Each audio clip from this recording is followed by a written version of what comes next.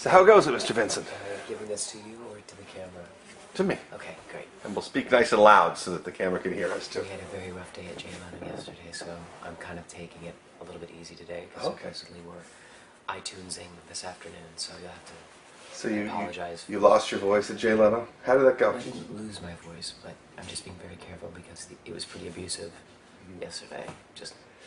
I was just talking to somebody actually a few minutes ago, and we said, what happens if somebody loses their voice in the middle of the competition? That's never happened before, but that's got to be like everybody's number one paranoia, right? Getting a cold or something. Yeah, to be sick in any of this process is a huge concern for us. You know, I mean, it really makes the rest and downtime incredibly important because the schedule is full on and it's jam-packed. I mean, people see a moment of a stage experience on television, but what goes on, you know, up to that point is quite ruthless sometimes. And so what do you do to protect yourself against that? You know, when I'm not singing, I remain relatively quiet. I remain really hydrated, and just try to and sort of have an even keel over the whole situation, not get too absorbed in it. I just had a daughter almost hours ago, so so I became a new dad, and I'm sort of living in two different worlds of being a father for the first time and then being in the competition. So it actually is a great balance for me, so I don't have to white knuckle one or the other, you know. So I must be the last person you want to be spending time with right now. That's not true. But my daughter Sadie, she has precedence above anybody. Well, congratulations. Thank you. We obviously heard the story, you know, during the auditions. We heard that you were at that point just a few weeks in, right? Right, that's like right. 2 or 3 months in. Right. And here we are 6 months later. Yeah. So are they out here with you, or are they back home in New York? Yeah, part of the fortunate situation we're in is that Aspen, my wife, could come out with me and sort of share this experience with me, and we had an at-home birth, so I mean it was just a very exciting, you know, natural experience for both of us, and to just sort of guide the baby into my wife's arms right away was beyond thrilling. Okay, but wait a minute. At home, I thought you live in New York. When I say at home, I meant... At the hotel? Well, I actually am able to live off campus because of the situation that I'm in. So we live just basically across the street from where everybody else is. I see. It's like rent a house or something. Yeah, short-term, like apartment living. Oh, sure. Sure. So, tell us about the baby. You know, my baby's name is Sadie Day Vincent, and she was born at 1:05 a.m. on the 3rd of April, and you know, it was a really long, painful labor for my wife, but so exciting to see this baby who just came out of we actually had a water birth, and to just come up from the water bright-eyed and ready and unaffected by the medicine that sometimes is used in hospitals to help labor and that sort of thing. Just a thrilling experience. And you participated in the delivery as well? Oh, absolutely. Yeah, I mean, we basically did 2 months of classes together so that I could be her support structure during the entire labor period, and I was there to catch the baby and bring her up to Aspen's arms. It was amazing. Were you terrified that this was going to come like in the middle of a live performance show or something? Absolutely. You know, what actually is a huge blessing is that she actually showed up on her due date, which was... Really? Yeah. What are the odds of that? You know, I think that there are only 4% of women who actually give birth on their due date. Well, even a broken clock is right twice a day, right? Absolutely. That's terrific. So do you feel like a different person now? I mean, now that you're actually responsible for another human being in the world? You know, I don't know if I feel like a different person per se. I mean, obviously I have a new title, but we've been preparing for this for so long, it just seems like a natural progression. So, but that doesn't mean that the excitement isn't there. I've got two little girls. One's just a year old. I can tell you, you're going to have you have your hands full, and you're going to have a really fun time. Absolutely. I'm really looking forward to it. As well as on the show. Absolutely. As well as on the show.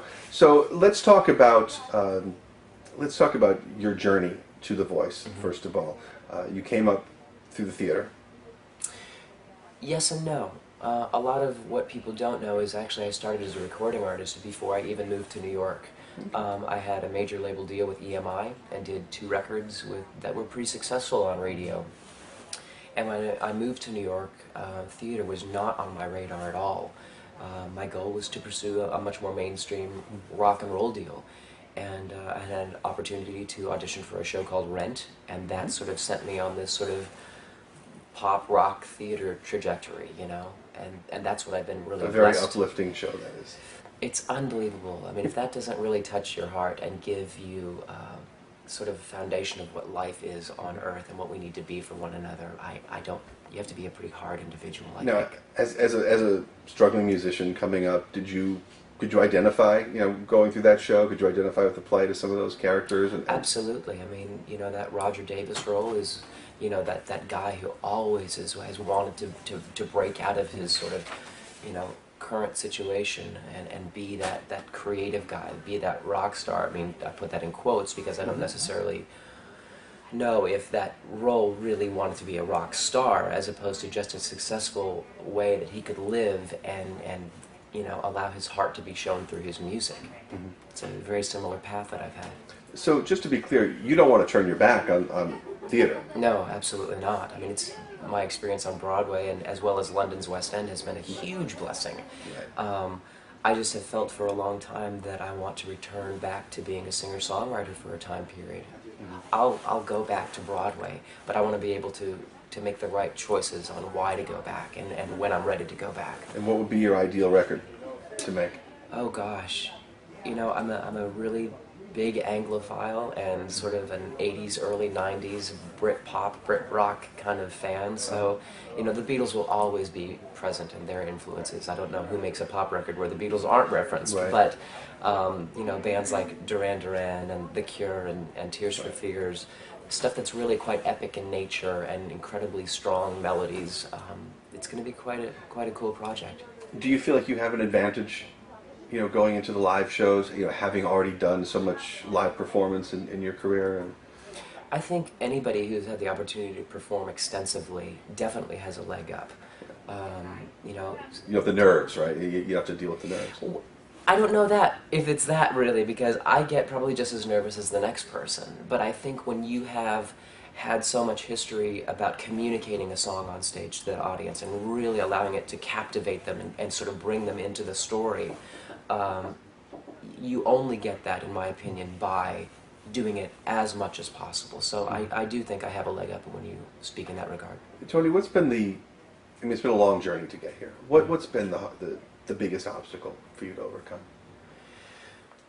I think the biggest obstacle is doing a television version of sort of a talent show. And the thing, though, that makes this special is exactly what its title is. I mean, the fact that those four coaches' backs are to you before they hit that button, if you can touch them, that gives this show so much credibility, and that's really why I gave this an option as a next move. And I think, you know, because the media and television is such a crucial element for the success of an artist, you have to go, okay, what am I willing to sort of say, oh, 10 years I wouldn't have done this, but now this is a different sort of genre. This is a new highbrow kind of way of looking at artists, and where can we find the best voices out there?